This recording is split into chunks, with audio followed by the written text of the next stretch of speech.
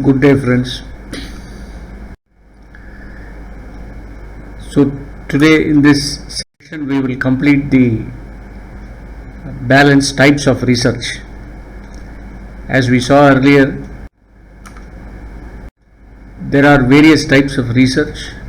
Research by purpose, which has basic research, applied research, research and development, evaluation research. Then research by method, historical research, descriptive research and experimental research. We have seen these. Now we will go right.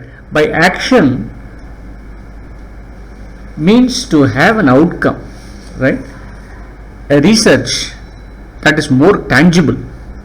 Tangible means where there is something which is constructive, productive, some output that is available at the end of the day after spending huge amount of money on a research.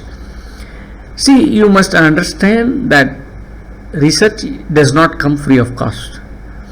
For every research you will have to spend money, and when you spend money, that is called as an investment. And generally the rule in the business is every investment must yield a profit for whoever is conducting. For instance, for you, putting your money and getting an MBA degree is an investment. MBA degree is an investment. So if you are going to get a better career prospect, better position, a promotion, a better monetary incentive, then the degree that you have got by investing X or Y amount of money is worth its name. Otherwise, you feel that the investment has not produced you anything. For instance, I know a friend who has done his engineering in chemical engineering, very brilliant guy, and went on to do his MBA. And after MBA, he joined Goldman Sachs and worked for Goldman Sachs in the area of financial derivatives and commodity futures, etc. And never he was able to involve himself with the knowledge of chemical engineering. So the entire 4 years of his activity in chemical engineering, his study, his knowledge gaining, all these things were almost of no use to him, because he never used that knowledge for the practical benefit of people, or neither for making any tangible benefit to himself in terms of monetary or non-monetary benefits, right? So action means, research by action means to have an outcome, a research that is more tangible, a research that produces instant benefits to solve real-time and current problems faced by the society. Right? You must understand, as action is concerned with immediate application. For example, in today's situation, I have put the example as novel coronavirus, COVID-19. What is needed today is a vaccine. The vaccine that can be shot into the arm of every other person, so that that person stands immune to the effect of virus, and thereby all other activities which have now come to a standstill resumes its previous position. So unless a vaccine comes out, this is not possible. So vaccine in this period of time is called as an action research, right? So generally medical researchers are action oriented, and they are all based on outcome. And such a research which has an outcome finds application in various areas and fields. Okay, this is what we mean by action type of research. Next comes by case and by field. These are also called as ethnographic research. I will come to what it means, where through direct observation there are some factors which are unraveled and which are not normally visible during any regular methodical research, right? I have put here future retail. You must have known this. Future retail is this Big Bazaar outlet retail group, which has been there for quite a long time, at least almost 17-18 years, 20 years in the retail business, at least in the Big Bazaar brand. So these people have a unit called ethnographic research unit, which studies the different set of people, the different castes, the different culture, the different sects of people, the different factions of people. For example, India has got about 29 states, and out of this there are close to about 500 or 600 different languages and dialects being spoken, and so many castes, subcastes, and factions within the subcastes, etc. All of these people, based on their culture, based on their customs, based on their traditions, procure things. They wear differently, they eat differently, they speak differently, they live differently. The products that they use are different. There might be minor differences. It's not that everything is majorly different, but minor differences. Now, to understand the ethnicity of people, what they like, what they prefer, what they would want to wear, what they would want to buy as a lifestyle product, etc., is closely observed and watched, and that products are being stocked or stored in the Big Bazaar brands. For example, in South India, let's say during the time of Ugadi or the New Year, there are certain products that you need, which you may not need in the North India. So such products are being stacked or stored or kept available for the local populace, right? This is called ethnographic studies. It tries to understand the background of the people and tries to find the items, the products, the goods and the services which are going to be of use to the populace. Populace means the consumers, the people who are going to consume the product, right?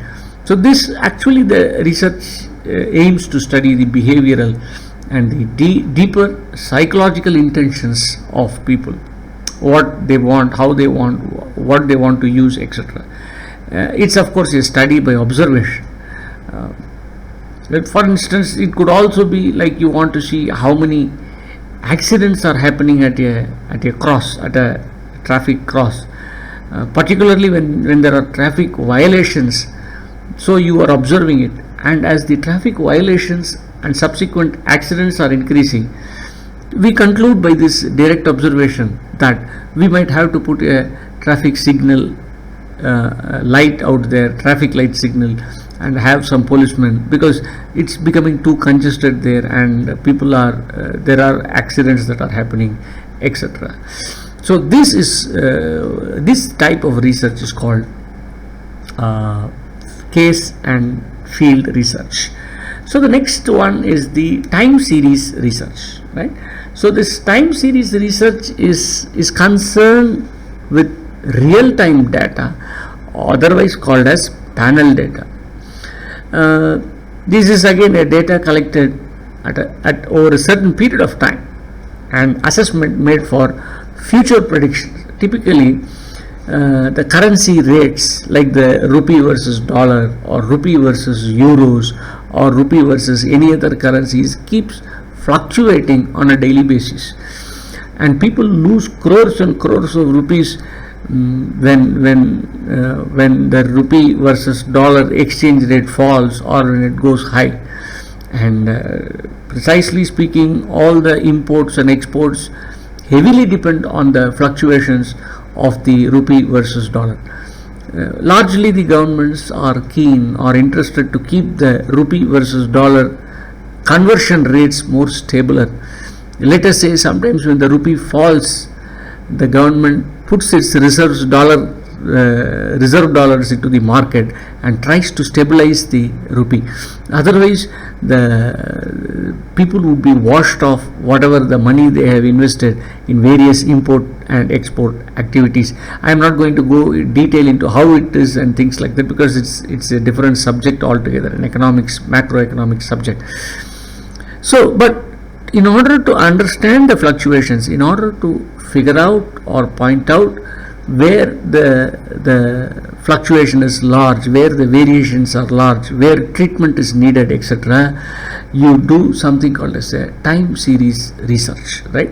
A stock market data, for example, the variation in stock prices, the erratic variation during the early stages of the pandemic, that's during the month of March last week or penultimate week of March, we saw that the entire stock market was going on a tailspin, like in the sense it was on a downward spiral, and people were losing money like anything. It was written in the papers that even the very richest person in India, Mukesh Ambani, lost about 28% of his wealth in the last 10 days time. So that's the situation which when things like these are happening, how are you to understand the pattern and how are you to predict what would happen in the future? You could do so with a type of research called as time series research, right? So the next is the ex post facto research. This is again where already a cause is established and we only have to understand the effect.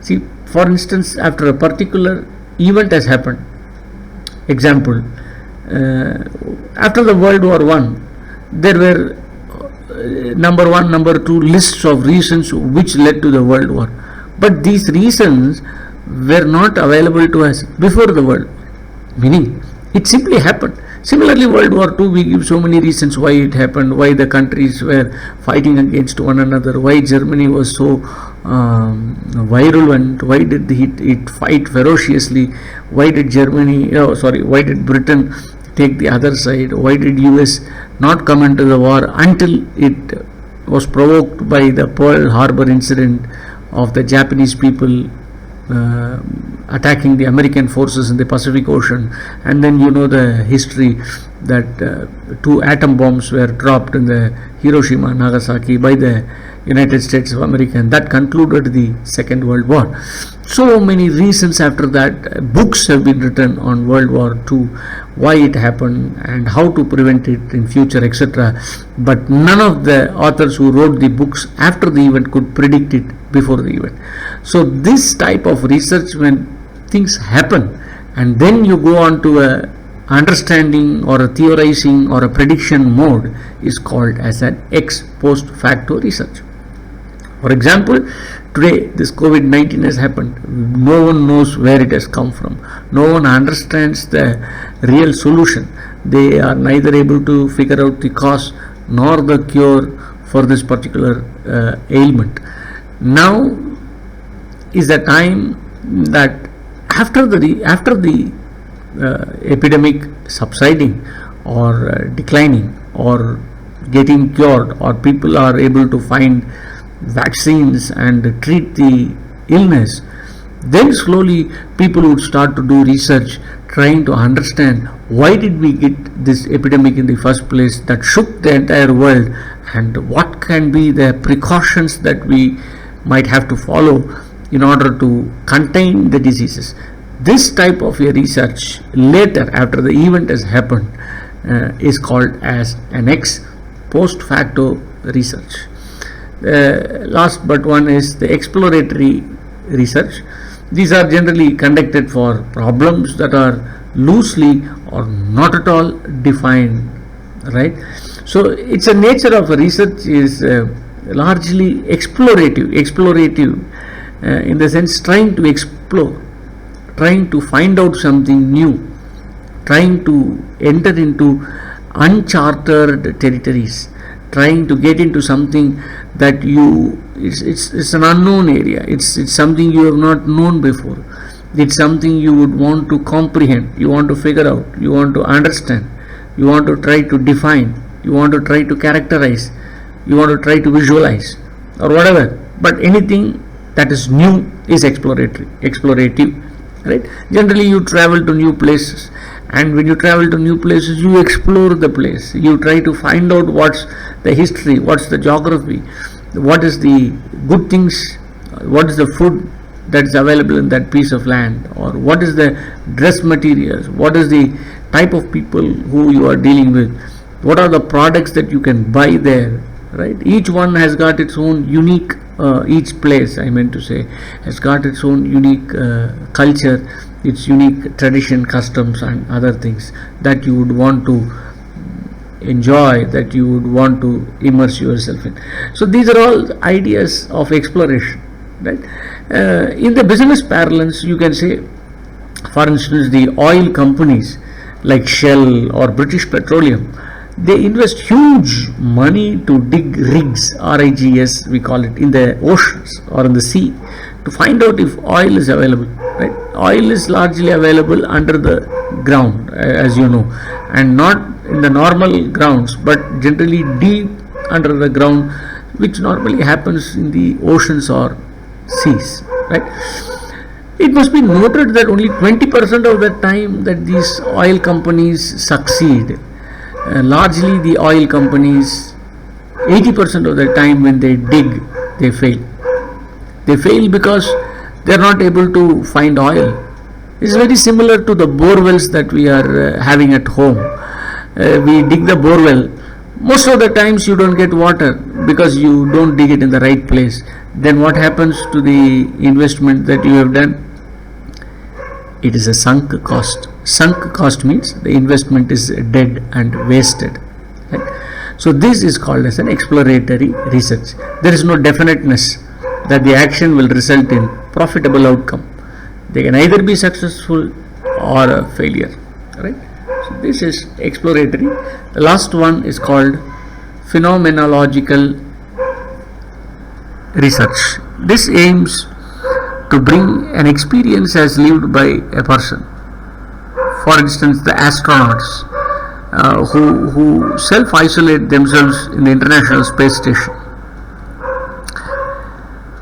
See, when we started this lockdown, most of the people were finding it so difficult to stay at homes, including me. So this problem was sorted out when people started to give tips, particularly the astronauts who lived for some years, 2 or 3 years on the space shuttle itself, which is a very small place, and there is no gravity, of course. Everything, right from their food, exercise, so many other things, they do it within the space shuttle. You must see some videos. You can type the space shuttle in the life of astronauts, you will be able to see. And I was so astonished to find that they were very comfortable after some 1 or 2 months, and they could stay for 2-3 years at a stretch in the International Space Station, right? So this is phenomenological research, which means by experience you gain an understanding, a research that happens right within you, and because of an experience that you have come about. Alright, so this is called as a phenomenological research. So with this we complete the entire types of research. Right? So we will move to the next topic in the next session. Thank you.